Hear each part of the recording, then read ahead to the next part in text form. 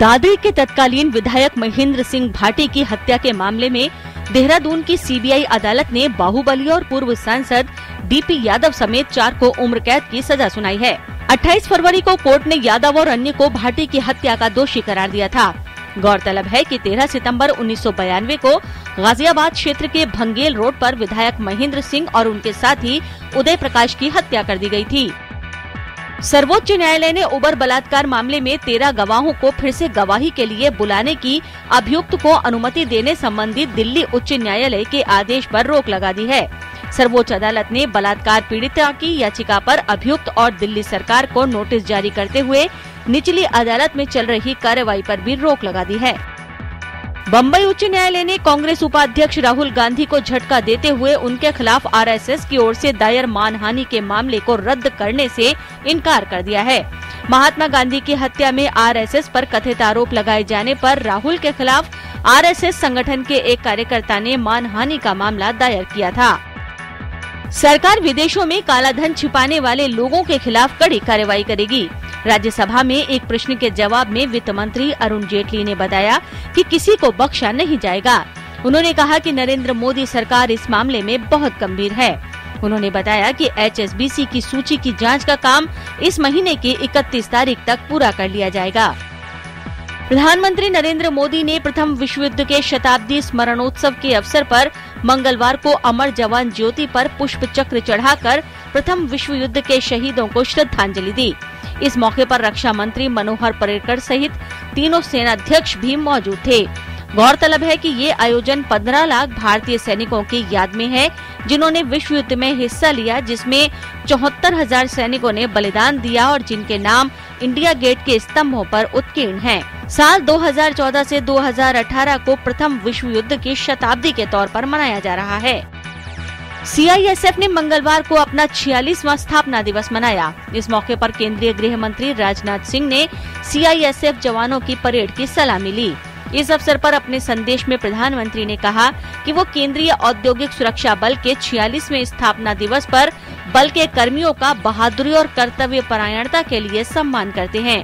उन्होंने कहा कि पूरे देश की अनेक प्रमुख इकाइयों और संस्थाओं को सुरक्षा प्रदान कर रहा केंद्रीय औद्योगिक सुरक्षा बल राष्ट्र की प्रगति में अहम योगदान दे रहा है। केंद्र नागालैंड सरकार को जेलों में सुरक्षा उपाय और सख्त करने के बारे में परामर्श जारी करेगी ताकि दीमापुर जेल जैसी घटनाएं फिर न हो। दीमापुर में हिंसक भीड़ ने इस महीने की 5 तारीख को एक विचाराधीन कैदी को जेल से बाहर निकालकर पीट कर मार डाला था। मंगलवार को लोकसभा में पूरक प्रश्नों के उत्तर में गृह राज्य मंत्री किरेन रिजिजू ने कहा कि ये एक अप्रत्याशित घटना थी। मेघालय के दक्षिणी गारो हिल्स में घात लगाकर किए गए एक आतंकवादी हमले में 4 पुलिसकर्मी शहीद हो गए और कम से कम 2 अन्य घायल हो गए। ये हमला मेघालय के दक्षिण गारो हिल्स जिले के जंगलों में किया गया। प्रारंभिक खबरों के मुताबिक पुलिस दल को उस समय निशाना बनाया गया जब वे जिले के रोनगारा और बाघमारा के बीच एक आधिकारिक दौरे के दौरान पहाड़ी जंगलों के बीच से गुजर रहे थे। हिमाचल प्रदेश में चंबा जिले में बारातियों को लेकर जा रही एक वैन के 250 फुट गहरे एक खाई में गिर जाने से 8 लोगों की मौत हो गई, जबकि 19 अन्य घायल हो गए। ये घटना चंबा जिले के बटरवाह गांव के निकट हुई। घायल लोगों को चंबा के जिला अस्पताल में भर्ती कराया गया है। मृतकों के परिजनों को तत्काल 10,000 रूपए की आर्थिक सहायता और घायल लोगों को 5,000 रूपए सहायता प्रदान की गई है। दुर्घटना के कारणों का पता नहीं चल सका है, लेकिन घायलों के मुताबिक चालक ने पहाड़ी इलाके में एक मोड़ पर वाहन से अपना नियंत्रण खो दिया, जिसके कारण ये हादसा हुआ। सरकार ने कहा है कि देश के 10 राज्यों के 106 जिले वामपंथी उग्रवाद से प्रभावित हैं। मंगलवार को लोकसभा में एक प्रश्न के उत्तर में गृह राज्य मंत्री HP चौधरी ने कहा कि केंद्र सरकार संबंधित राज्य सरकारों और वामपंथी उग्रवादियों के बीच बातचीत का स्वागत करेगी, बशर्ते उग्रवादी हिंसा का रास्ता छोड़कर लोकतांत्रिक प्रक्रिया में शामिल हों। सरकार ने बताया है कि पिछले 2 वर्षों में 87 गैर सरकारी संगठनों यानी NGO को कारण बताओ नोटिस जारी किए गए हैं। सामाजिक न्याय और आधिकारिकता मंत्री थावर चंद गहलोत ने मंगलवार को लोकसभा में एक प्रश्न के उत्तर में ये जानकारी दी। गहलोत ने बताया कि 1 अप्रैल 2014 से एक ऑनलाइन पोर्टल शुरू किया गया है ताकि अनुदान के लिए ऑनलाइन आवेदन पेश किए जा सकें। राष्ट्रीय तिब्बत विरोध दिवस के मद्देनजर तिब्बत के छात्रों ने चीनी दूतावास के सामने प्रदर्शन किया। प्रदर्शनकारियों को हटाने के लिए पुलिस को बल प्रयोग करना पड़ा।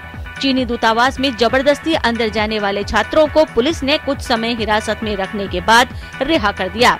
छात्र चीनी दूतावास के बाहर स्वतंत्र तिब्बत की मांग कर रहे थे। कश्मीर घाटी को देश के अन्य हिस्सों से जोड़ने वाले राजमार्ग को एक तरफ से यातायात के लिए खोल दिया गया है। इसके बाद सैकड़ों वाहन जम्मू से श्रीनगर के लिए रवाना हुए। घाटी से किसी भी वाहन को जाने की अनुमति नहीं दी गई है। राजमार्ग के रखरखाव के लिए जिम्मेदार सीमा सड़क संगठन ने विभिन्न स्थानों पर भूस्खलन और बर्फ को हटा दिया है, जिसके बाद एक तरफ के यातायात के लिए अनुमति दी गई। गौरतलब है कि भूस्खलन और बर्फबारी के कारण 2 मार्च को राजमार्ग को बंद कर दिया गया था। हालांकि 7 मार्च को यातायात एक तरफ के लिए खोला गया था, लेकिन 8 मार्च को इसे फिर से बंद कर दिया गया था।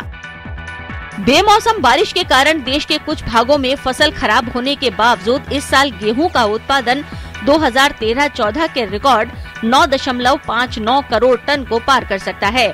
कृषि सचिव सिराज हुसैन ने पूसा कृषि विज्ञान मेले के मौके पर संवाददाताओं से बातचीत में कहा कि अगर मौजूदा निम्न तापमान बना रहता है और इस महीने बारिश नहीं होती है तो देश में गेहूं का उत्पादन का नया रिकॉर्ड बन सकता है। भारत दुनिया का दूसरा सबसे बड़ा गेहूं उत्पादक देश है। सप्ताह के दूसरे कारोबारी दिन बाजार में गिरावट जारी रही। सेंसेक्स 135 अंकों की गिरावट के साथ 28,709 के स्तर पर बंद हुआ है। वहीं निफ्टी 45 अंक गिरकर 8,712 के स्तर पर बंद हुआ। दिन भर के कारोबार के दौरान कंज्यूमर ड्यूरेबल्स, टेक्नोलॉजी और मेटल शेयरों में तेजी रही। वहीं रियल्टी, एफएमसीजी, पावर और ऑयल एंड गैस शेयरों में गिरावट का रुख रहा।